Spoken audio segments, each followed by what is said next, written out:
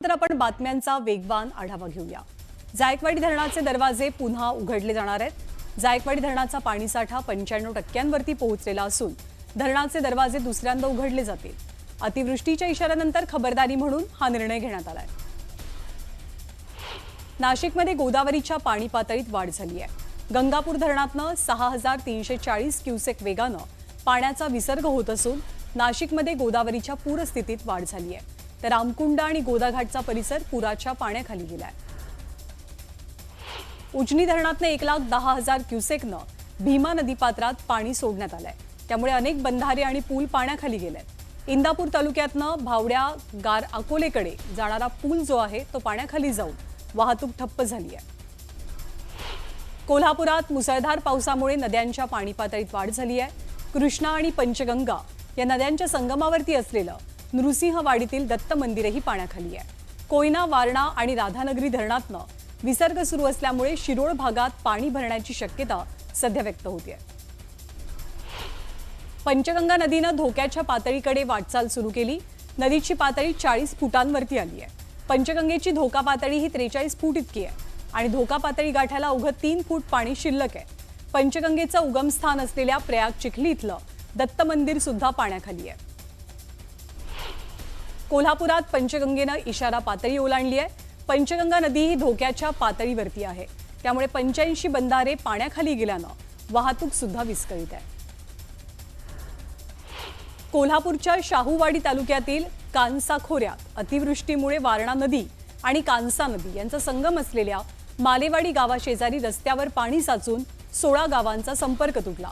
त्यामुळे मालेवाडीसह नदीकाठच्या गावांना प्रशासनानं सावधानतेचा इशारा दिलाय। खेडमधील ब्रिटिशकालीन बोरस धरण ओव्हरफ्लो झालंय। त्यामुळे धरण परिसरात जाताना खबरदारी घ्यावी असं आवाहन पर्यटकांना करण्यात येत आहे। पुण्यात मुसळधार पावसामुळे चासकमान धरण ओव्हरफ्लो झालंय। या धरणातनं 24,000 क्युसेक पाण्याचा विसर्ग होतोय। यामुळे भीमा नदीत महापूर आलाय। दरम्यान नदीकाठच्या गावांना खबरदारीच्या सूचना दिल्या गेल्यात। चंद्रपूर जिल्ह्यात मुसळधार पावसानं हजेरी लावली आहे। पावसामुळे पैनगंगा नदीची पाणी पातळी वाढली आहे आणि वर्धा नदीला सुद्धा पूर आलाय। मावळमध्ये गेल्या 3 दिवसांपासून मुसळधार पावसानं हजेरी लावली आहे। यामुळे इंद्रायणीला पूर आलाय। दरम्यान विविध परिसरातल्या इमारतींनाही धोका निर्माण झालाय। तातडीनं उपाययोजना करण्याची मागणी आता जोर धरते आहे। गेले 6 दिवस सुरू असलेल्या पावसाच्या संततधारेमुळे नवी मुंबईचं मोरबे धरण ओव्हरफ्लो झालंय। धरणाचे दोनही वक्राकार दरवाजे हे 25 सेंटीमीटरनं खुले करण्यात आलेत। तर 21,000 क्युसेक वेगानं धावरी नदीपात्रात पाण्याचा विसर्ग होतोय। उजनी धरण 104% क्षमतेनं भरलंय। त्यामुळे उजनी धरणातनं 91,600 क्युसेक वेगानं पाण्याचा विसर्ग होतोय। भीमा नदीकाठच्या नागरिकांना सतर्कतेचा इशारा मिळालाय। गोंदिया जिल्ह्यात बरसलेल्या मुसळधार पावसामुळे गोंदिया जिल्ह्यातली धरणं तुडुंब भरलेली आहेत। मोरगाव अर्जुनी तालुक्यातील इटियाडोह धरण हे पूर्ण क्षमतेनं भरलंय। या धरणाची ड्रोन दृश्य आपण पाहतोय। वर्धा जिल्ह्यातील धरण क्षेत्रातल्या पावसामुळे धाम प्रकल्प ओव्हरफ्लो झालाय। या धरणाच्या 34 दरवाजांमधनं विसर्ग सुरू असून धाम नदीकाठच्या गावांना सतर्कतेचा इशारा दिला गेलाय। साताऱ्यासह पश्चिम घाटमाथ्यावरती पाऊस बरसतोय। त्यामुळे कोयना धरण हे भरलेलं असून सर्व दरवाजे 13 फुटांनी उघडण्यात आले। कोयना आणि कृष्णा नदीपात्रात मोठ्या प्रमाणात विसर्ग होत असल्यानं नदीकाठच्या गावांना अलर्ट जारी झालाय। तर कराड शहरातील प्रसिद्ध कृष्णाबाई मंदिर आणि मारुती मंदिर पाण्याखाली आहे। प्रकृती बिघडल्यामुळे उपचारांसाठी जात असताना पुरामुळे भामरागडमध्ये अडकलेल्या अंगणवाडी सेविकेच्या मदतीला गडचिरोली पोलीस धावून आले। या महिलेला उपचारांसाठी हेलिकॉप्टरच्या मदतीनं गडचिरोलीतल्या रुग्णालयात दाखल करण्यात आलं।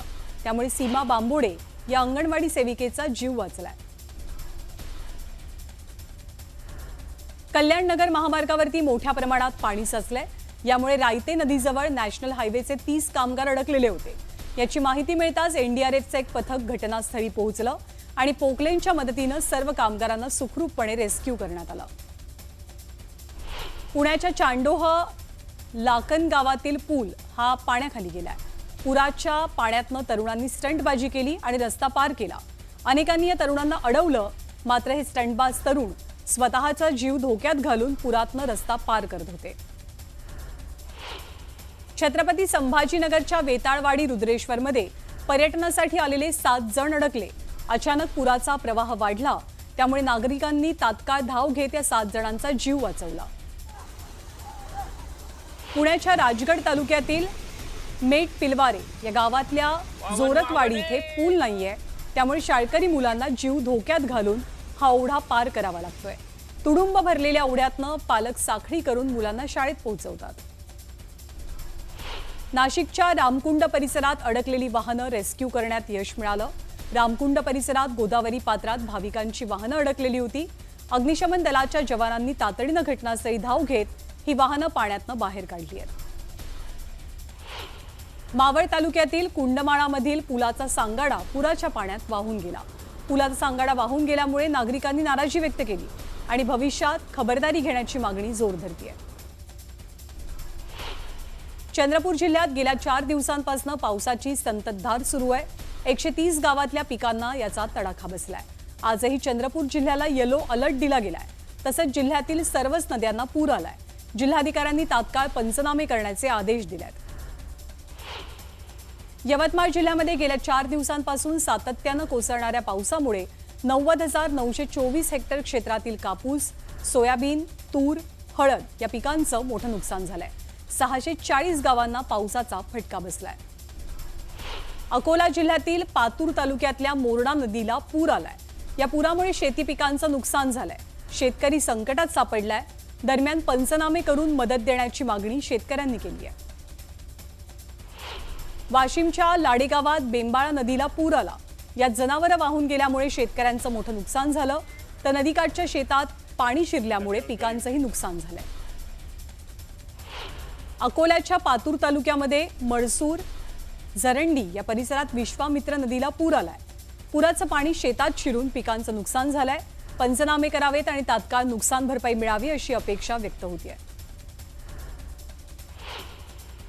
आणि यानंतर एक मोठी बातमी. तुर्भे स्टोअर इथे डॉक्टर बाबासाहेब आंबेडकर कमानीखाली एक महिला रस्त्यावरती विक्रीसाठी ठेवलेली भाजी ही गटाराच्या पाण्यात धुत असल्याचं समोर आलंय.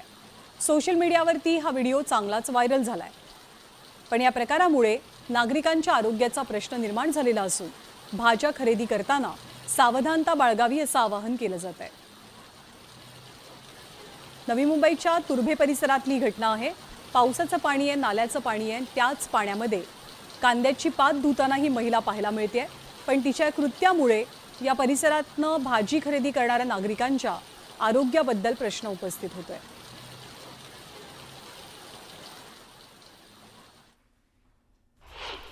मुंबई महानगरपालिकेच्या निवडणुकीपूर्वी ठाकरे बंधूंना मोठा धक्का बसलाय.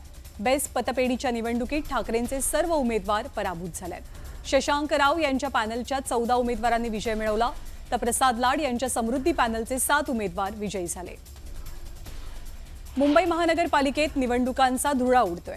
बेस्ट पतपेढीच्या निवडणुकीनंतर the municipal cooperative bank limited सोसायटीची निवडणूक होणार आहे. इतिहासात पहिल्यांदाच बँकेबाहेरील नेत्यांचं पॅनल हे मैदानात उतरल्याचं पाहायला मिळतंय.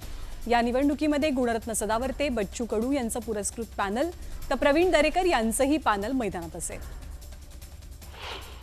नवी मुंबईच्या सिडको भवनवरती शरद पवार पक्षाच्या वतीनं मोर्चा निघाला. रोहित पवार आणि शशिकांत शिंदेंच्या नेतृत्वात हा मोर्चा काढत मंत्री संजय शिरसाट यांच्या राजीनाम्याची मागणी करण्यात आली.